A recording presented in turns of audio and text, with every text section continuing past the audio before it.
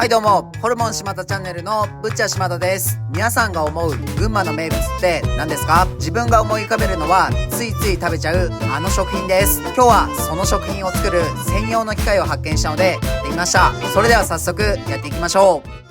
今日はこれペヤング焼きそばメーカーです。いや、焼きペヤングメーカーです。裏面を見るとペヤングの作り方が書いてあります。今回はこの機械で作ったらどんな味の違いがあるのか比べてみます。ですが今日は食べ比べ用のペヤングを用意していません。ぶっちゃうっかりです。しかしペヤングは今まで何回も食べてきているので今日の焼きそばがペヤングかペヤングじゃないのかすぐにわかるでしょう。物心ついた頃からペヤングを食べていた根っからのペヤンガーです。この商品はマルカ食品が監修しています。焼き台は今まで何度か登場している焼き台を作っているメーカーで、こういった1回から2回使って3回目使うかどうかの調理用商品を絶妙な値段でたくさん世の中に排出しています。これは褒め言葉です。この絶妙な加減って購買意欲の扱い方を熟知しているというか、消費者の心を分かっていますよね。ドンキとかで酔ってる時見かけるとついつい立ち止まってしまいます。ペヤングとは群馬県伊勢崎市に本社がある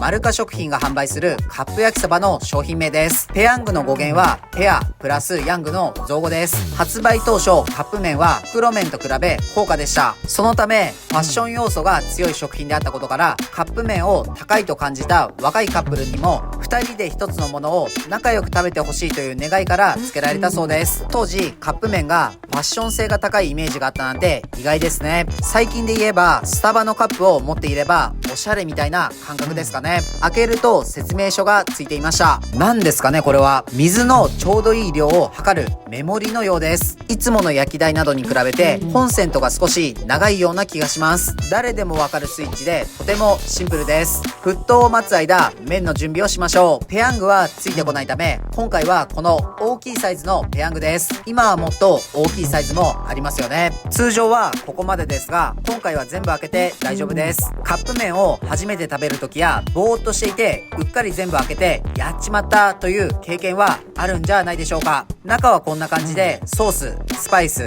ふりかけ、火薬が入っています。今回はこの容器は使わず先ほどの焼き台に移します。麺を投入したら火薬を投入し待ちます。それではいただきます。今日はベルギーのバプテストホワイトを飲んでいます。1784年から続く老舗のバンスティンベルグ醸造所の創業者であるヤン・バプテスト氏に敬意を払い、醸造所内に2016年に作られたビアバーバプティスト用に醸造されたビールです。ここで麺がしんなりしてきたので裏返してから乾杯です。コリアンダー、オレンジピールが効いていてとても美味しいです。酵母のフルーティーさと程よい酸味が喉を潤してくれます。食欲をそそる麺の焼けている音が室内に響いてきたらソースをかけてかき混ぜましょう。やっていることはフライパンでソース焼きそばを作る流れと変わらない気がしますが、今回はペヤング用のプレートです。屋台で焼きそばを作っている気分になれる大人のおもちゃです。いい感じにソースが絡まったらスパイス、ふりかけを足していただきます。小皿に取り分けずそのままいきましょう。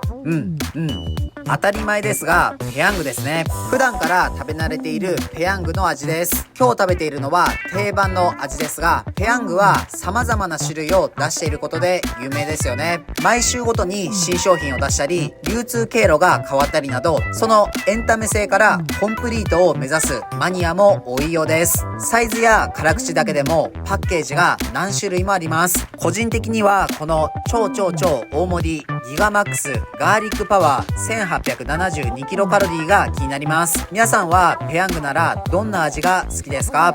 粋なペヤンガーから言わせてもらうと、これはペヤングの楽しみ方を一つ無駄にしています。自分は2分45秒くらいで少し甘めにお湯を切ってソースを絡め麺を食べ終わった後、最後微妙に残った具材とソースの汁をジュルッとすするのが楽しみです。この焼きペヤングは最後残った具材が食べづらいのが残念です。ちょっと麺もパサついちゃうので水気があるうちにソースを絡めるとか工夫も必要です。あと鉄板が取り外せないのが一番のネックです。これを拭き掃除だけはちょっと嫌な人もいそうですね。今日も美味しかったです。ごちそうさまでした。はい、本日の動画は以上です。最後までご視聴ありがとうございます。ペヤングメーカーいかがでしたか？ちなみに通常のペヤングにソースを入れず、ごま油小さじ1、俺の塩小さじ2をかけて食べると激うまです。自分たちは群馬県前橋市と高崎市でホルモン島田というホルモン屋をやっています。群馬には美味しいお肉を食べられるお店がたくさんあるので、もし群馬に来た際はいろいろ探してみてください。この動画がいいなと思いましたらチャンネル登録、高評価よろしくお願いします。